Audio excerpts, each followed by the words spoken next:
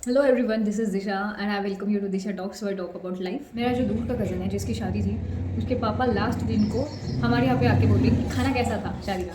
And we were like it was really good. हमने तो बहुत दबा के खाया, ठीक है। तो वो बोल रहे थे कि जो लड़की के पापा है उन्होंने बोला ही था कि हम आपको कोई भी कमी नहीं महसूस होने देंगे, आपके पास कोई भी ऐसा पॉइंट नहीं होगा फिंगर उठाने के लिए, ठीक है। तो उन्होंने जैसा बोला वैसा ही किया। We got everything as per our likings and the food was really good, quality was really good, the hall was really good, every arrangement everything was really good.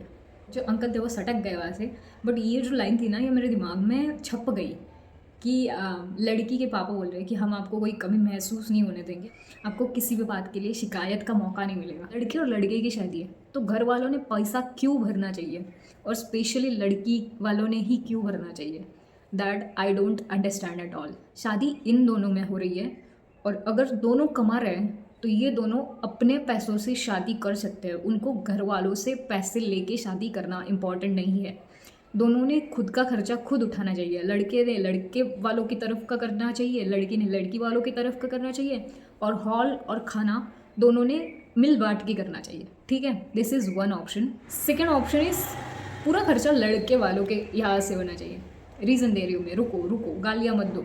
देखो, लड़की वालों के घर में कुछ गेन नहीं हो रहा, उनके घर से लॉस हो रहा है। उनकी लड़की जा रही है, लड़की जाके आ कहाँ रही है? लड़के वालों के घर में आ रही है ना।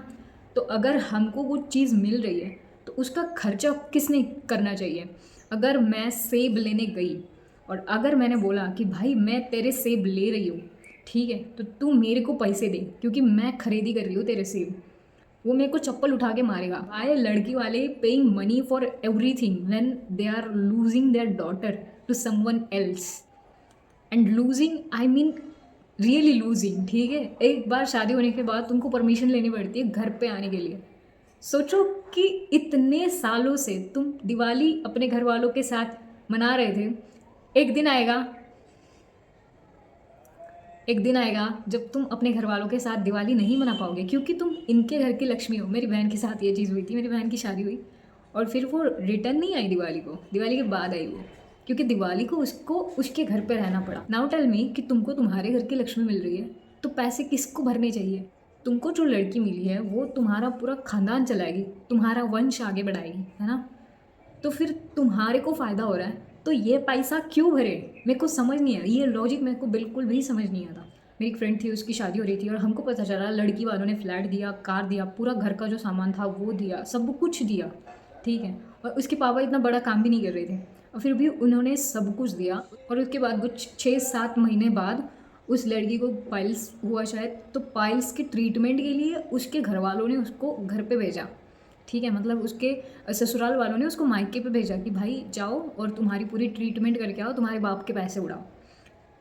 And when she told us कि भाई मैं ये ट्रीटमेंट करने के लिए पापा के पास है, हाँ, मैं ऐसे सोच रही थी भाई अब तू वहाँ की है, राइट। तुम अगर अपनी खुशियाँ और सब कुछ वहाँ पे बांट रही हो तो तुम्हारे गम भी वहाँ के ही हो। यहाँ पे आके ऑपरेशन कैसे कर सकती हो? उसके बाद जब उसको बच्चा होने वाला था फिर वो आ गई घर पे और बच्चे के लिए पूरी प्रोसेस ये सब कुछ हुआ। और उसका कुछ क्या बोलते हैं उसको, सीजर हुआ शायद, तो 1.5 लाख 2 लाख लग गए उसके लिए।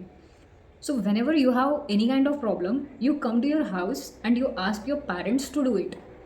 और उसका फ़ायदा किसको हो रहा है?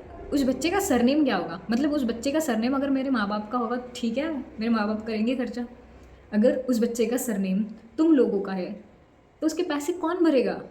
ये क्या स्कैम चल रहा है और कितने सालों से चल रहा है और हम क्यों फॉलो कर रहे हो? मोस्ट इंपॉर्टेंटली, ठीक है, सामने वाले लोग पागल थे, हमको बता दिया उन्होंने कि ऐसा ऐसा रूल है, तुमको ऐसा ऐसा करना पड़ेगा, but why are we following this rule? I am not understanding it. when your parents have nothing to gain from all of this process, why should they pay? ठीक है, अगर लड़का घर जमाई बन के यहाँ पे आके रहेगा तो करेंगे खर्चा भाई। अगर लड़का नहीं आ रहा, अगर हम उसके घर पे जा रहे तो why should they do everything? As simple as that. को ये समझ में नहीं आ रहा कि अभी तक ये चीज़ें चल कैसे रही है और हम एग्री कैसे कर रहे हैं इन चीज़ों को। इन सब कॉन्वर्सेशन में बाकी के रिश्तेदार ऐसे बोल रहे थे कि भाई जब लड़की होती है, लड़की होने के बाद पहले ही हमको पिगी बैंक लेना पड़ता है, उसमें पैसे डालने पड़ते हैं रोज़, 5 रुपये 5 रुपये 5 रुपये, तो उसके शादी तक पैसे जमा हो जाते हैं।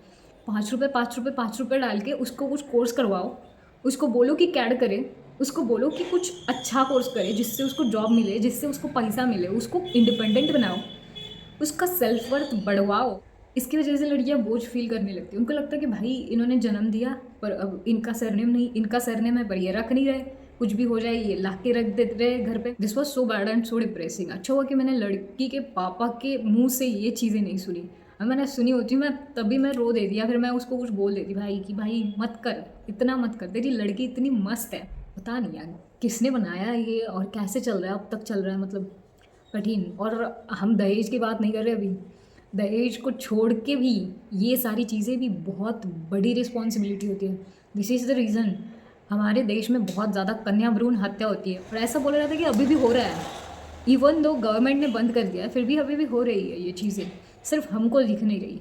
This is the high time we have to think कि ये क्यों हो रहा है और इसके कैसे स्टॉप करें। तुम लड़कों से मिलो, लड़के को बोल दो भाई शादी हम दोनों की, पैसे घर वाले नहीं देंगे, हमको खुद को एडजस्ट करना पड़ेगा शादी के लिए, if you are ready.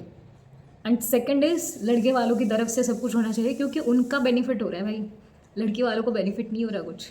Sometimes I feel it is very difficult to get a guy with this kind of thinking, but I also feel कि अगर मैंने ऐसी शादी कर ली विथ माई पेरेंट्स मनी और बस मेरे पेरेंट्स के मनी, मेरी तो वाट लग जाएगी। आई फील दिस वे कि इट शुड बी इक्वल और it should be to the person who is gaining something. ठीक है, अगर लड़की को गेन हो रहा है, अगर लड़का घर जमाई बनने को रेडी है, ठीक है कर लेंगे हम सब कुछ खर्चा। अगर ऐसा नहीं हो रहा तो फिर बहुत हार्ड है, बहुत ज़्यादा हार्ड। ऐसी प्रथाओं में बदलाव ज़रूरी है यार, एक का लॉस और दूसरे का benefit is not good at all. What do you think? Let me know in the comment section and I'll meet you soon. Till that time, stay happy, stay blessed. Bye.